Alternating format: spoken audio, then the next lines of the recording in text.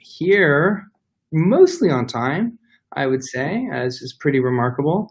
Doc Griggs, Dr. Derry, COVID-19 NoiseFilter show. We do have a regular podcast that we would ask you guys to please download and listen to. It's called NoiseFilter. You can find it at all of your favorite podcast apps.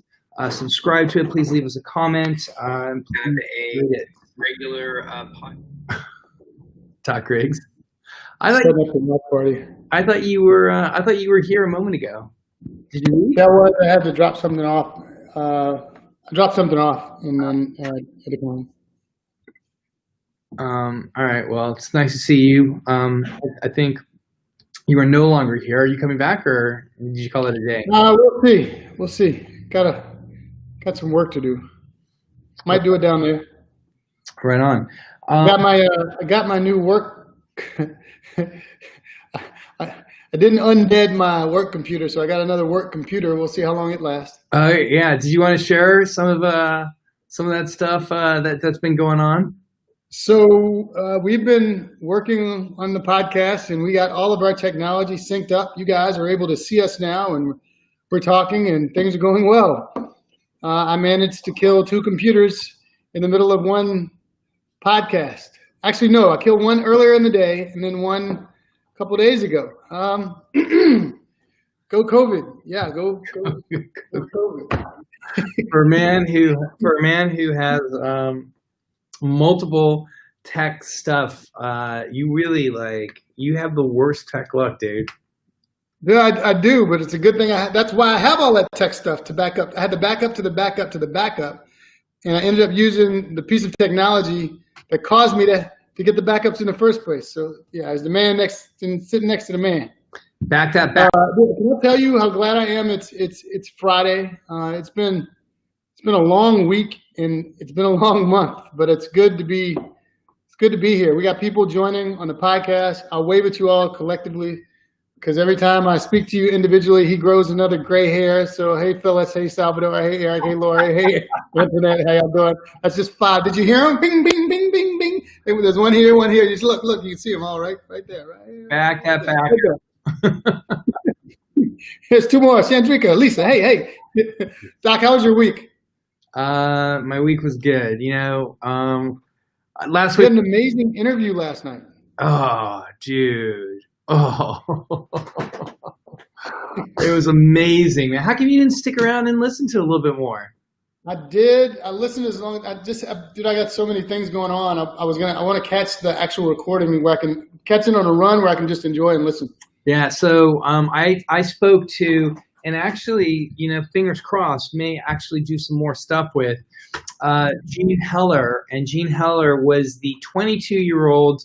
She probably doesn't like me to list her name. She was very young when she was in her early 20s when she broke the Tuskegee syphilis story, in which the U.S. Public Health Service, I'm sure a lot of people listening to this podcast will know, the U.S. Public Health Service in 1932 started doing observational studies on men who had syphilis, paid them and gave them food and took care of their families to a certain degree, gave them free medical care in exchange for being able to observe the effects of syphilis. Now, in those days, there was no treatment for syphilis.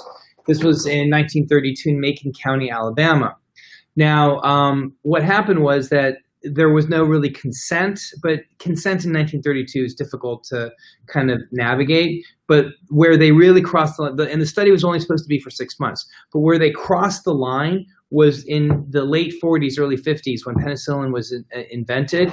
It was definitively a cure for syphilis. And what they found, what happened at that point was that they did not, unfortunately, give that penicillin to these men. And of course, what happened was a huge scandal. They basically followed these men for 40 years, 20 years of it, they could have actually cured them with penicillin, and instead they chose to follow them so that they could perform autopsies on their bodies when they died, and that was the whole purpose of it.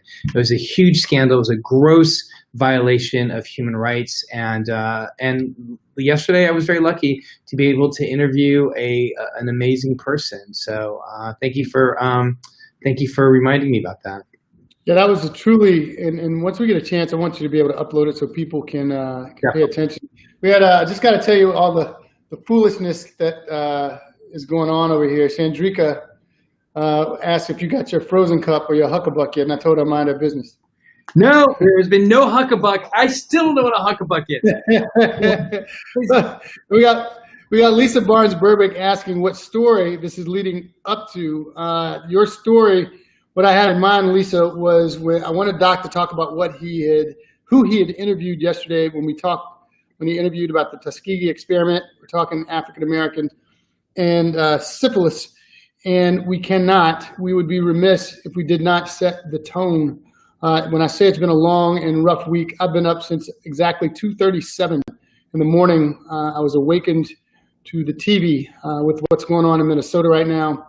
That happened to Mr. Floyd being killed by the policeman a few days ago. It literally hurt my soul. It hurt me. And what really hurts is that I understand the anger and I understand the reaction. It's an emotional reaction, and the fact that the emotional reaction it turns on the cortisol, just like stress, and it can cause you to act not in your best interest, in spite of the cause. In the COVID-19 charged environment, the virus is still here, and every event where people congregate turns into a super spreader event. So unfortunately, we have a tragedy prompted by a tragedy that is justified because of the injustice, but the virus has no ethics. The virus has no political preference. The virus has no racial preference. It does what viruses do. So the congregating, the sharing of water bottles, the high fives, the hugs, the consoling when there are tears, the yelling, the screaming, all of it is being exploited by the virus to potentially spread to everyone who's justifiably upset for witnessing what we witness is just a true injustice. So that story that you were asking about, Lisa, kind of set the stage for kind of where this is where I've been all day. It's been a rough day just getting through it. We've had protests going on all over the country. There's another incident happening for Brianna happening in Kentucky. I understand there might be one in Georgia. They had a protest here in New Orleans. People are visibly upset.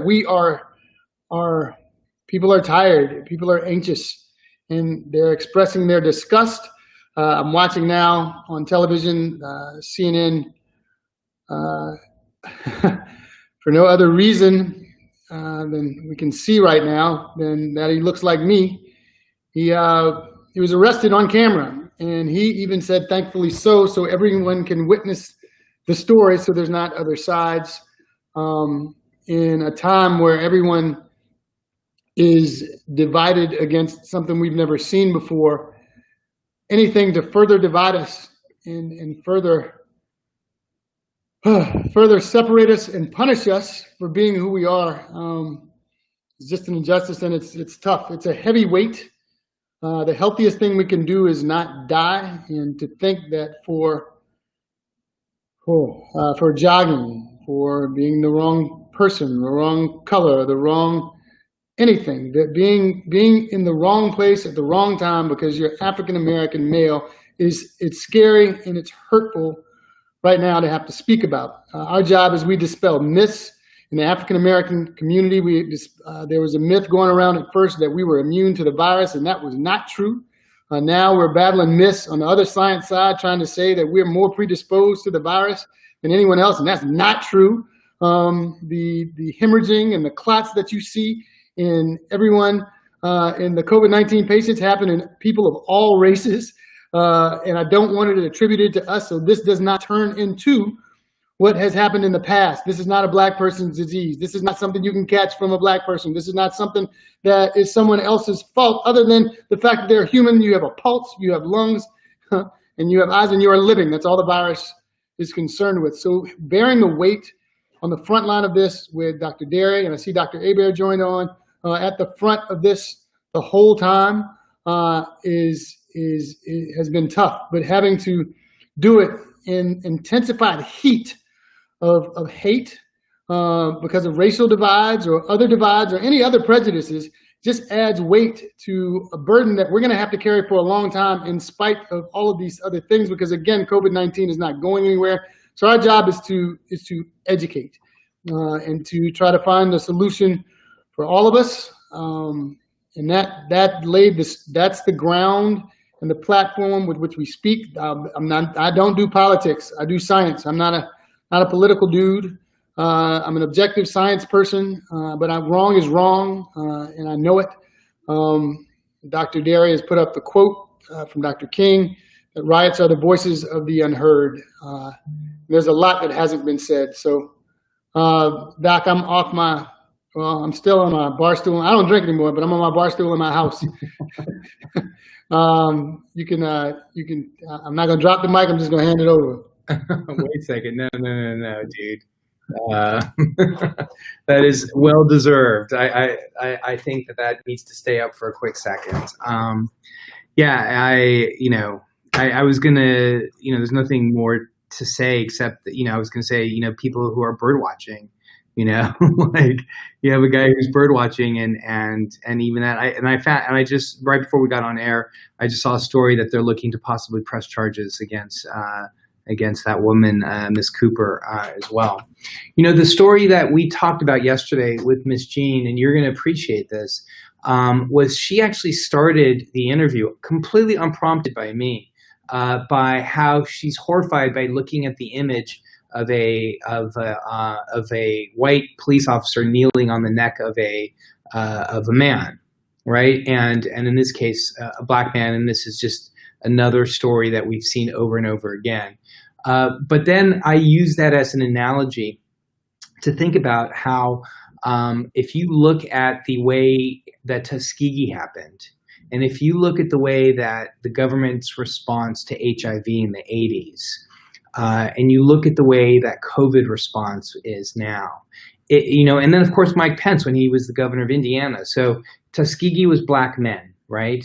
You had a government that put their knee on the collective necks of poor, sharecropping black men whose parents were likely to be slaves. Grandparents were definitely slaves, right?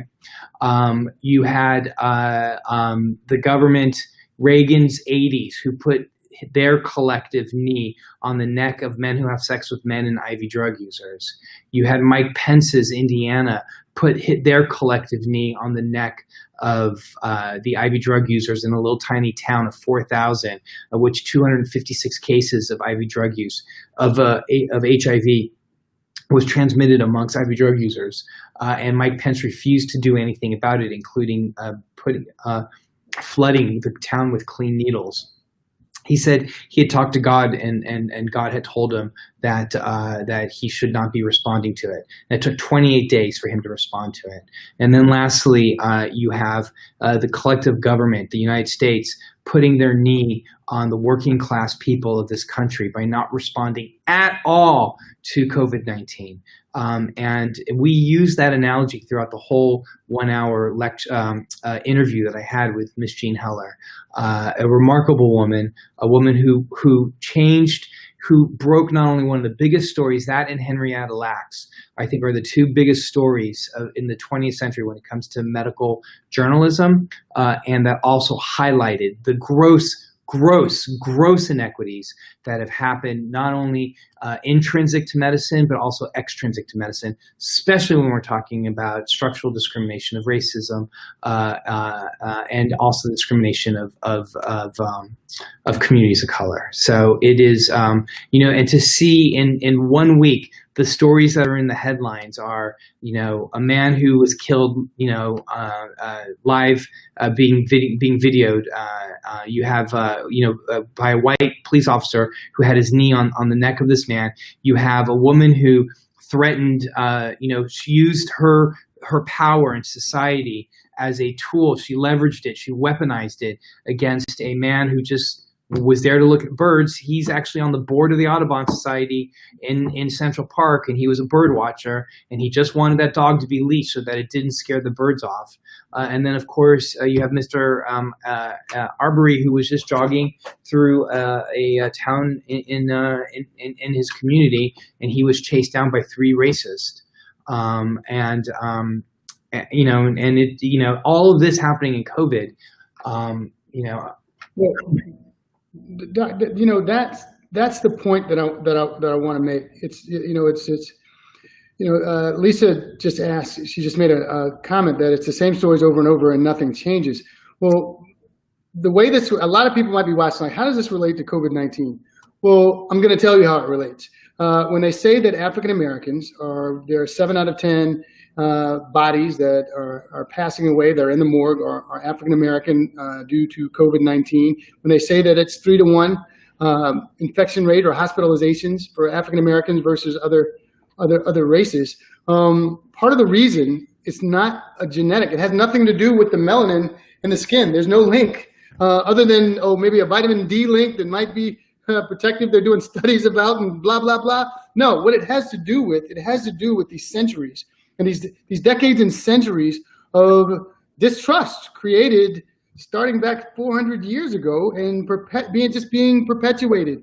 A distrust of the system. Oh, how are you? I'm fine. How's your family? I'm fine. Because if you said you weren't fine or your family wasn't fine, you risk that they might be killed. Substandard healthcare, all of these things, and then perpetuated by filling in the gaps of true education with limited exposure to the real information, which is where you get your mis and your disinformation coming from, which is why we try to stay, again, the 3 of us try to stay at the very front of this to dispel any myths from any community about this COVID-19 from the science, directly from the science. Everything that we tell you, we can quote a study, we can quote studies, and we've had extensive discussions about, because we want you to have the real information to know what you should be doing, to know what you're entitled to do for yourself, and to know what you're entitled to ask for, because ask and you shall, if you don't ask, you won't receive. Ask and you shall receive. That's the way it's supposed to be set up. Hey, I think I have fever, cough, and shortness of breath. I need a nasal swab test. I need a test. Then you should be able to get a test. You should be able to be told to go home and quarantine, wash your hands, wear your mask like anyone else. And that hasn't been necessarily the case all this time. Before COVID-19, I work in community medicine, which is people, practice, and policy, which means I'm 100% in the community, 100% in the medicine and with the people, and 100% in the policy rooms when they're creating the practice, so they'll make sense to all communities, so we're able to understand. And that level of translation has been missing. This has been it's a science emergency, a world pandemic, but it's a public health disaster. And it's a health literacy disaster. And until we address it now and have these uncomfortable conversations, which I know we're usually upbeat, I'm usually upbeat and pretty cheery, you have to have the hard conversations. If you don't take out the trash sometimes in the house will eventually fall on itself and rot. So that's where we are. Doc, we can go to the slides. I apologize. I'm not. No. I want to stay here for a minute. I'm getting a lot of feedback. I want to address one thing real quickly. One is, Judge Calvin Johnson is giving us feedback right now. And Judge Johnson, it's funny, and if you're still on, I just want to let you know, we've actually been wanting you to appear as a guest on this show, and I'll reach out to you, and we'll try to get you on next week. Here's his comment. He appreciates what you and Dr. Griggs are doing. Looking across more than 60 years of suffering is painful, and that pain is transferred to our children, both born and unborn. But it gives me courage that you all exist and are on the front line. Thank you, Judge Johnson. And again, I will be in touch with you. I'll be in touch with you because there's a couple things I wanted to do. especially in light of this conversation, one that we're having now, but also with Ms. Jean Heller. But Eric, I sent you the study last night, and I know you were in bed. Yeah. I sent it to you late at night, and I know I read it late at night and early in the morning. Right. Dude, let me just tell you real quick. I've been I had an hour and a half talk with my mom today just to refocus and recenter. This one shook me to my soul. Like, I really had to call home my home base to be like, Mom, is this? I had the guy, Mr. Floyd, before he expired, called for his mom. I know. I heard that. That was really hard to. That was hard to hear. You called for your mom. I called for my mom today because I had no words. Like, I was hurt. I felt defeated almost, because I'm like, I don't understand. I mean, I do understand, but it are you kidding me? Like, I don't know. Like, this one's different. Right. You know? Well, so this was the last slide I was going to show, but let's make it the first slide that I show right now, because it's really relevant. And I think that it's relevant to what we're talking about right now. So I do want to show it right now, and what it says there. And I know it's small, but I'll read it. Essentially, this was a study that came out of Ochsner. So these are folks from Ochsner. This was published last night in the New England Journal. And essentially what it basically says is that 3,500 COVID patients, 70% were Black, 30% were white.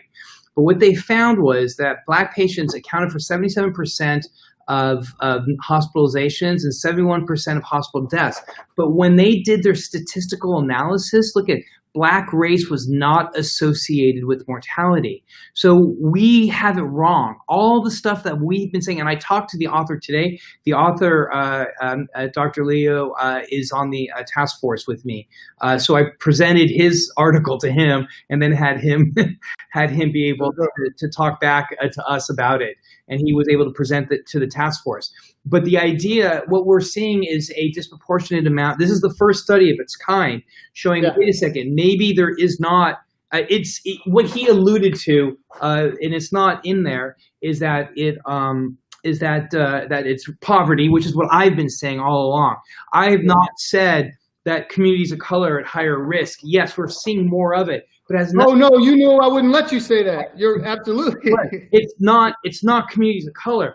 It's what society does to communities of color that boxes them into a corner, that forces them to have low wage jobs, to have terrible or substandard housing, to not have access to quality healthcare or to have healthcare at all, to not be able to accumulate wealth.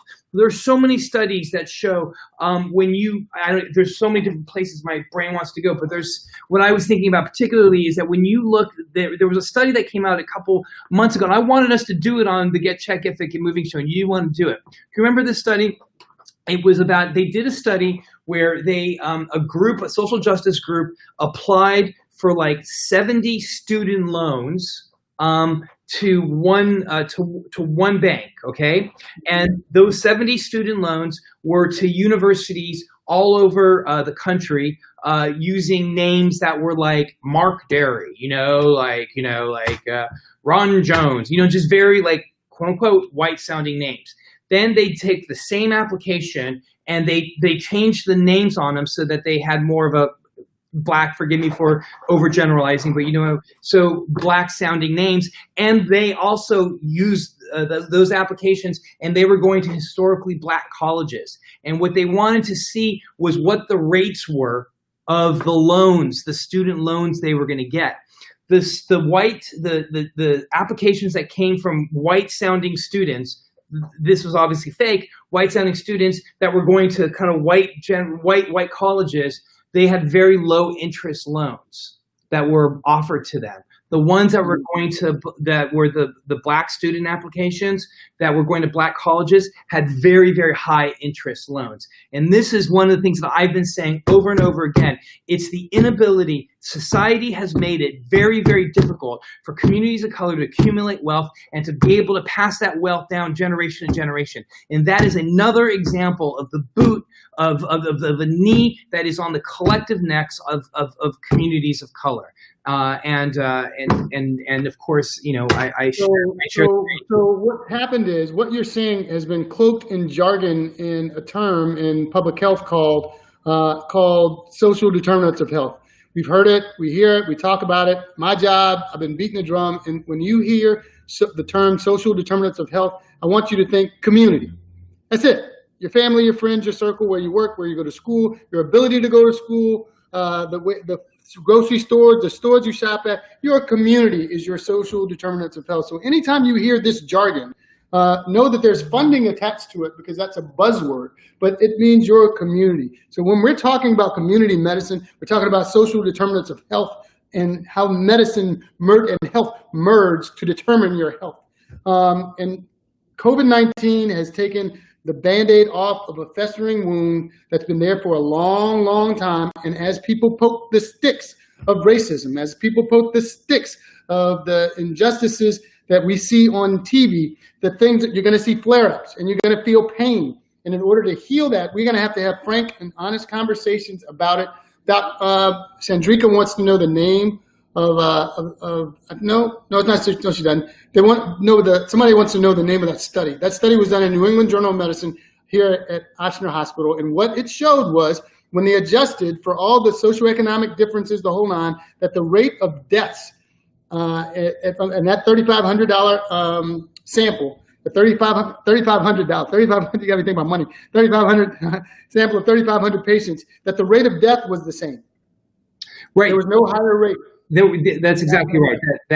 That when they looked at it, what they found was that here it is right here. It's called hospitalization and mortality amongst Black patients and white patients with COVID-19. What they found was that when they did these statistical analyses that are they're very fancy regression statistical analyses, and essentially what they're able to do is they're able to take all these variables, put it into a very elaborate equation, and they're able to weight risk factors and socioeconomic status and zip code and all this stuff, and of course, race, white or what have you, African American, Asian, or whatever, right? And what they found was when all of those were put in a model together, one thing that did not predict mortality was being Black.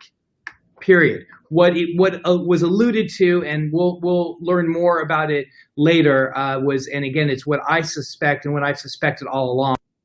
It's essentially it comes down to poverty and the fact that our society has literally collectively put the knee on the neck of communities of color. That's what that is.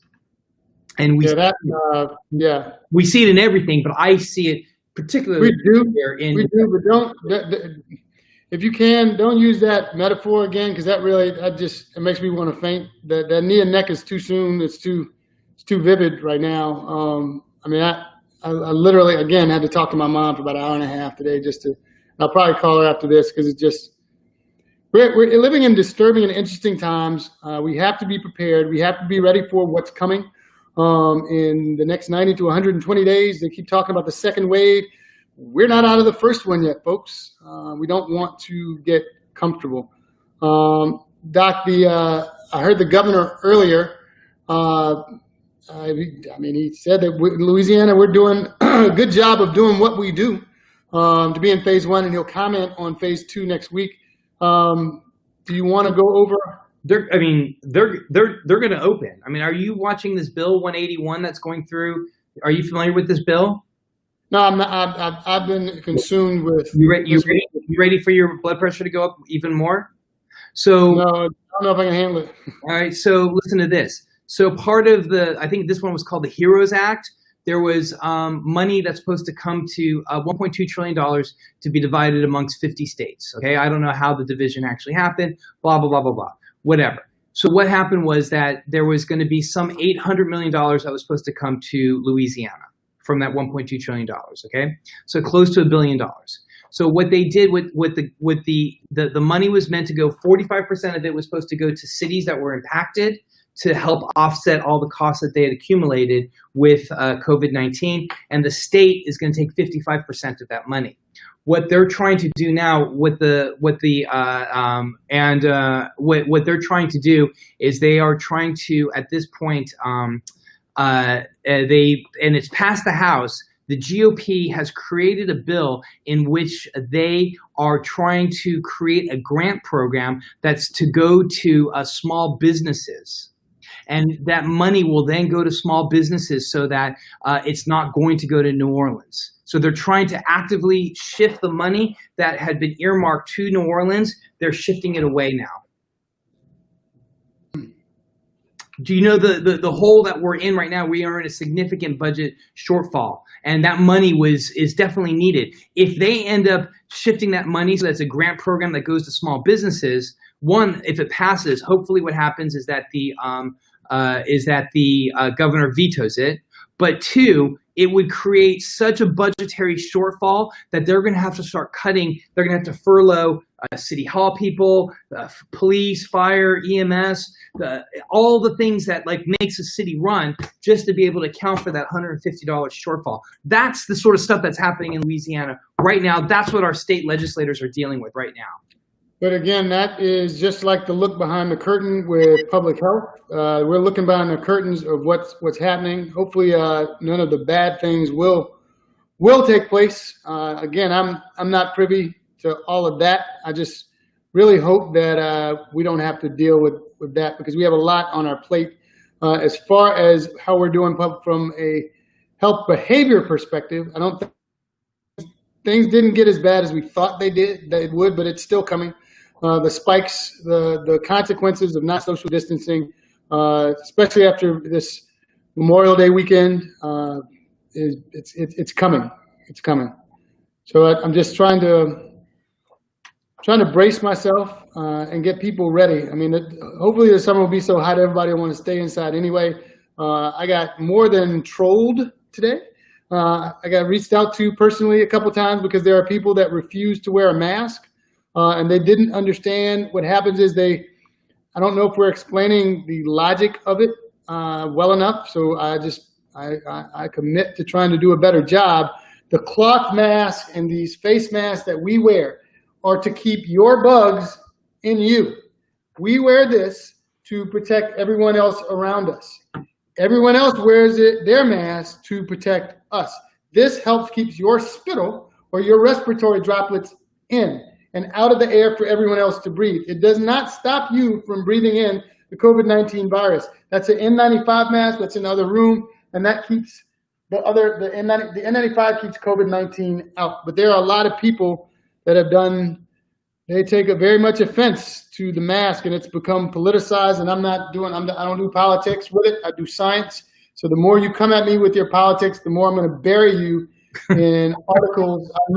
I'm going to bury you in articles and studies and from multiple countries and people with a lot smarter than me that spent a lot of time studying it. And that's what I spent a lot of my time doing today, because fundamentally people didn't understand it, and they don't understand the difference between respiratory borne and airborne. Doc, maybe I'm not doing a good job of it. Can you help me with that one? And then let's back up. That's a basic, and I'll let it come from an infectious disease doctor. Why is COVID-19 respiratory droplet virus, but it goes in the air? Why is it not airborne? Because apparently I'm not explaining it well. Well, I mean, it's such a technical thing, but it doesn't matter, because essentially respiratory illness is something that's carried through droplets.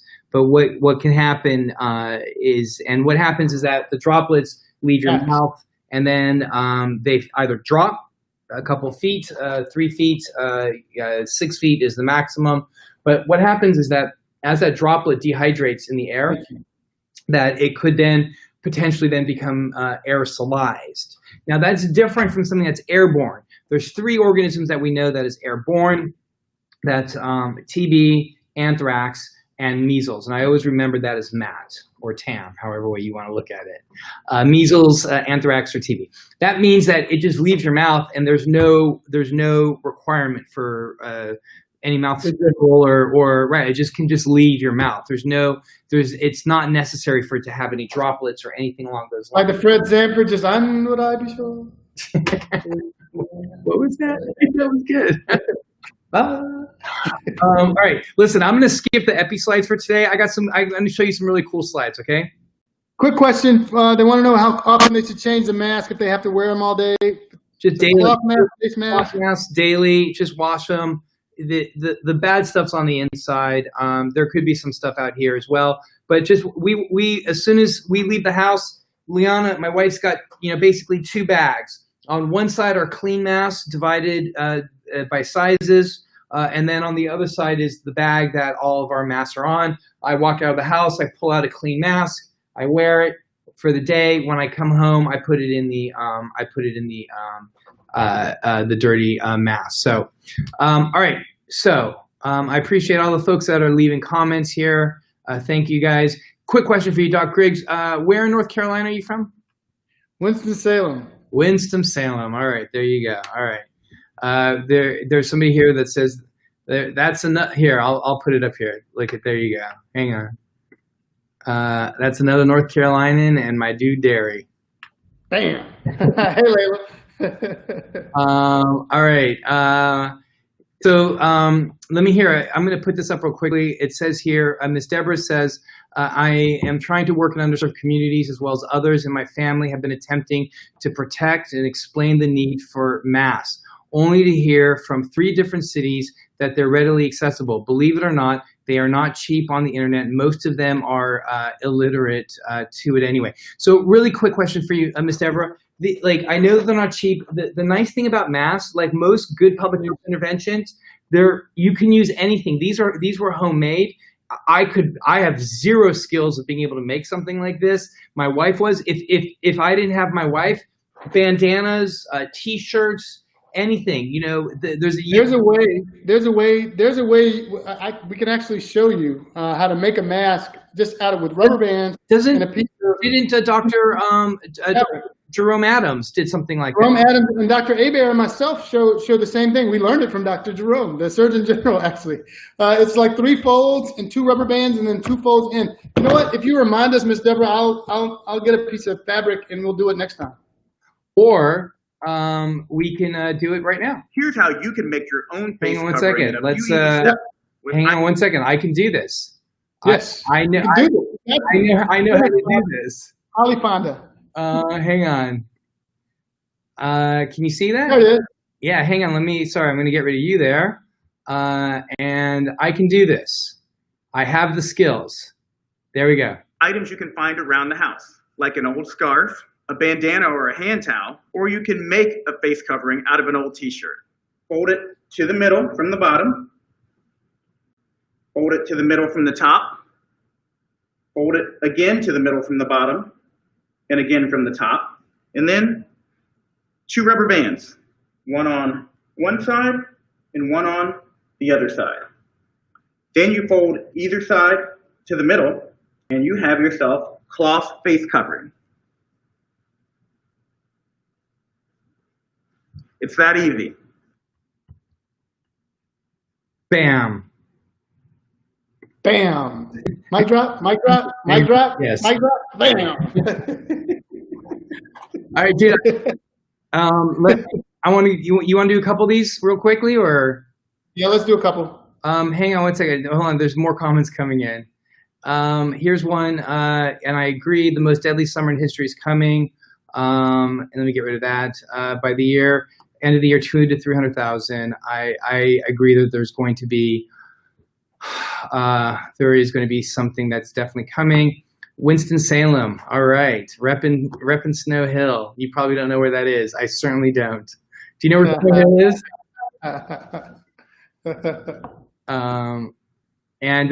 Again, thank you, Ms. Deborah, who's saying we were donating some, and I suggested homemade masks. We decided to print the instructions for those who do not use the internet. Thanks. Yeah, there hopefully will be some new. Next week we'll have some news about a campaign that we're trying to initiate. But we'll talk about that next week. Let me quickly just remind us. Pardon? I was saying, just if she could just remind us, because we could try to work on some things with math. It's so easy to make the homemade mask, though. No, that's not. No. That was wrong. Wrong thing. Hang on. Wrong thing. Oh man. Wrong thing. I know. I didn't want you to be what I'm looking for is right here. This is what I'm looking for. All right. You ready? Yep. All right. So this is what I presented today to the task force. All right. So slide number 1 essentially is. Did I show this to you? The we passed 100,000. We talked about that. Yeah, we talked about that. See the we knew about 100,000 before they made it right. popular. Did you see the digital version of the New York Times where they have all the names? So this is that was right. That's deep. And the way they changed and everything. But this is the first time the New York Times has not had an image on their paper. And that you could see they've got the whole paper here, which is really pretty remarkable. So I thought that was kind of neat that they did that, and I think that is an important thing to do. The other thing that the CDC yesterday just released their return to office for office buildings, in which they address some of the issues that we've talked about. And so this is something that you and I should probably talk about offline. I know this is something that we've talked about several times, but this is just literally hot off the press, and an ability for people to be able to return to work, and using temperatures, doing all the things that we've talked about, checking temperatures, making sure that airflow and mask wearing and all this stuff. This is an important story that we talk about a lot. And you skipped over the types of diagnostic tests, but I guess we beat that in the ground. Yeah, I think we beat that in the ground. But what this is showing here is, I know we've talked about it before, is at least 80 million children under the age of 1 risk diseases such as diphtheria, measles, and polio. And so when I get asked all the time what scares me, the thing that scares me the most is a potential another outbreak of a vaccine preventable illness. So that's just something for us to kind of think about and not forget about. Yeah, but I want you to elaborate a little bit. We talked about it before. Why aren't people getting vaccines? Remember, they were talking about this early on, and you were upset because people just weren't getting vaccines at the very beginning of this. They are not getting vaccines for their kids. Right. For their kids. It's largely due to the fact that folks are just, they're not going to the clinics to be able to, there's ways, and in fact on this here, they actually, I'm going to go back to this here, and because what they actually give here is actually that right here they give a framework for countries, and I'm recommending that we actually use something like that as well here in the cities, to be able to figure out ways of being able to make sure that your children are vaccinated and they're vaccinated safely. So that's I think is important for us to remember. And then look at this amazing slide. I know I've shared this with you before, Doc Griggs, but look at, this is when the emergency was called, and boom, you could see, there was already a decline that was happening in January as there was a lot of conversation about COVID, and you can see that there was a tapering but look at that rapid decline. And it's really, really. Yeah, people were afraid to go to the doctor. They were afraid to go to any doctor's office, right. So they didn't do anything. Right. So this is my favorite slide. This is the slide that I think that you're going to love the most. I think I already sent this to you. I can't remember if I sent this to you or not. You ready for this? Yeah. So ACE receptors in children. So ACE receptors in children are lower in ACE receptors are lowest in children under 10. And these as you grow older, you have more ACE receptors. This is maybe the reason why children are not getting COVID. Angiotensin converting enzyme, folks. That's where one of your blood pressure medicines work. That's why they were concerned about blood pressure medications at one point, because that's exactly the places where the virus attacks. They have some in your eyes, they have some in your nose, your mouth, oropharynx, down in your lungs, your GI tract, and in the testes of men. So what he's saying is that in kids under 10, they have less of these ACE receptors, and as you get older, it seems like you get more. And I really like that, because the science is starting to make sense a little bit, right? I like that. I knew you were going to like that. I knew you were going to like that. I knew that was something that you were gonna enjoy. All right, so let me see. I have a question. All right. From she wants to know. I think she wants to know about getting tested. She said she asked earlier about does insurance pay for getting tested. She said it's free, but they want you to come with symptoms. She wanted to see. Is that somebody insurance? In She New should be Orleans? able to go anywhere and get it done, right? Right. Is it somebody in New Orleans? Yeah. Yes. Yeah, it's no symptoms are needed, and there's nothing with insurance that we're aware of. If you follow my page, I'll post where the free sites are over the course of the week. All you have to do is just go into a search window and just do COVID testing New Orleans, and it'll populate And rapidly. they're all free, right? Right. They're free. Yeah. So she said her follow-up question was that though we were talking about the kids. She goes, then if the kids have less receptors, then what are they getting sick from? Well, we're not saying that they don't get COVID-19. That's exactly. We're just saying that there are less receptors. We're not saying that they don't get it. This virus is going to anyone it can. Right. So that's a great question. Who asked it? Lisa, the same person. Yeah. So Lisa, it's a great question. Let me explain to you what's going on. If you look at the number of people who are getting COVID versus it's overwhelmingly people who are like over 20 or so versus kids. Now kids are still getting COVID, right? We're seeing a lot from this pediatric inflammatory multi-system organ system disease. Yeah. Right. But the important point there is that kids do get it, but we're just not seeing the same intensity. The kids that are going on to have these Kawasaki disease-like issues are just children who have these very active inflammatory responses. In fact, that was one of the really interesting findings. I meant to tell you about that in the New England Journal article that we talked about. One of the findings was that when they did studies on CRPs and also temperatures, folks that were and it was a really interesting conversation we had. So people who are of African descent is the way they phrased it in the article. Folks that are of African descent probably have a more robust immune response. And when they did a lid search, because they saw that there was more inflammatory reactions from those of African descent, those were their words, of African descent. And so when they did a lid search, there is a bit of literature that's out there that looks at those of African descent have a more robust immune response. And the way you can think of it, at least the way it made me think about it. When you say robust immune response, explain that.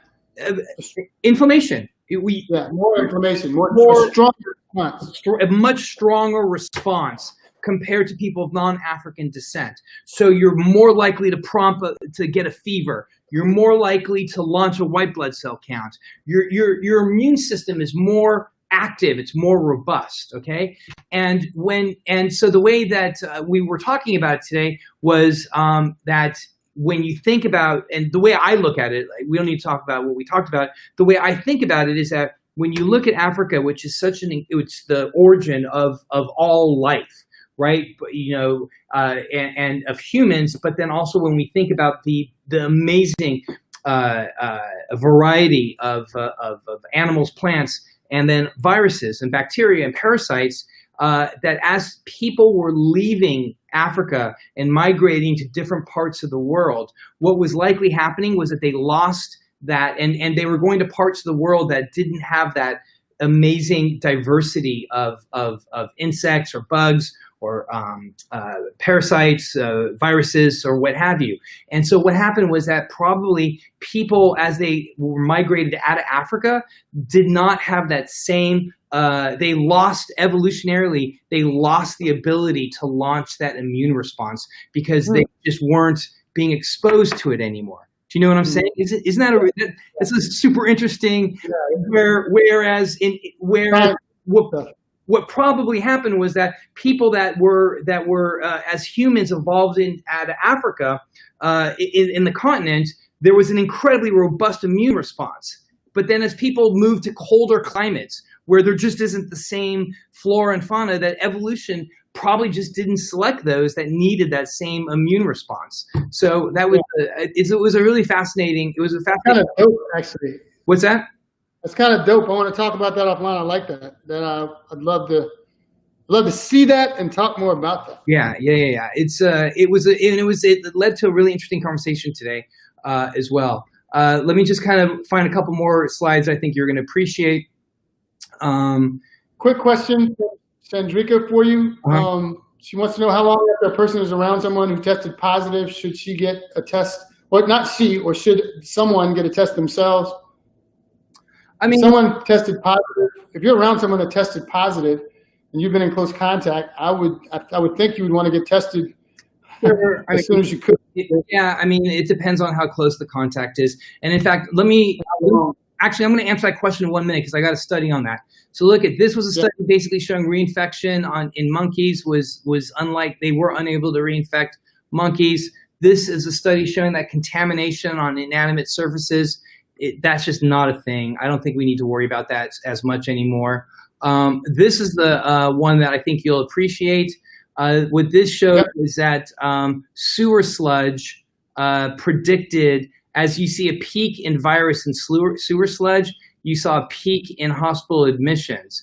And so this is what I like to call poop predicts pandemics, or fecal forecasting. Oh no, you stole that, Karen. I'm going to tell Karen you stole that. I said our medical student. So here, look at this was amazing. Look at this study. This looked at indoor masking. So these were people who masked indoors with index cases. So people who actually wore masks while they're inside and they had a loved one indoors that had COVID, there was a 79% efficacy. It reduced transmission by down to 23%. So indoors, where you expect there to be significant transmission, it reduced transmission significantly. So the idea of masking indoors is pretty incredible. Here's one that you're gonna love, dude. You ready for this one? This one shows clinical characteristics of asymptomatic patients. So people who are asymptomatic. So who were the asymptomatics? They were more common among women and younger adults. So if you were an asymptomatic person, you had the virus, but you didn't show, you were more likely to be a woman and you were more likely to be younger. The median age for asymptomatics was 37 compared to 56 for the symptomatics. And the asymptomatics had less shedding versus the symptomatics. The symptomatics shedded for 19 days, whereas the asymptomatics shed for 8 days. And that might have something to do with viral load. Yes, absolutely. Let me see if there's anything more. No, I think that's pretty much it. This last one here, I'll just say, was one that's looking at stay-at-home orders, and they looked at 4 states, and they found that stay-at-home orders were obviously as effective as we would assume them to be. So that's what we've got. So back to the question, she wants to know if you've been around someone that tested positive, how long should you wait to get tested? Oh, I skipped that slide. Sorry. Yeah, that's all right. No, but just go ahead and give you a crack. I mean, you can just get tested anytime. Wait. Yeah, I mean, you just go and get tested. I mean, sure. I mean, the best thing to do, the reason why you want to find out if you are positive is so that you can at least self-isolate or isolate yourself. That's the important. Yeah, the incubation period is about 5 days. It's 2 to 14 days, on average 5.2, 5.3, whatever. It's about 5 days. Anywhere from 2 to 5 days within. If you start feeling symptoms, go ahead and get tested. There is, we haven't talked about in a while, drum roll, the coronavirus, CDC coronavirus self-checker. We haven't talked about it for a while. That's still there. If you dude, how far back does that go? Oh man, it feels like last decade. It feels like I remember when it first came out, it changed everything. Yeah. Go to Google and type in CDC coronavirus symptoms self-checker. You can actually assess your own COVID-19 status pretty much, and it'll guide you on when to contact your healthcare provider, when to go to the hospital. It's really, really, really robust site that I think you should enjoy. Miss Deborah asked a good question I just want to address real quickly. Just to kind of, I'm going to turn the question around a little bit, looking at what happened to Native Americans when Europeans came to the U.S. It's not that the Native Americans' immunity was poor. It's just that they had never seen the diseases that the Europeans brought. And the diseases the Europeans brought.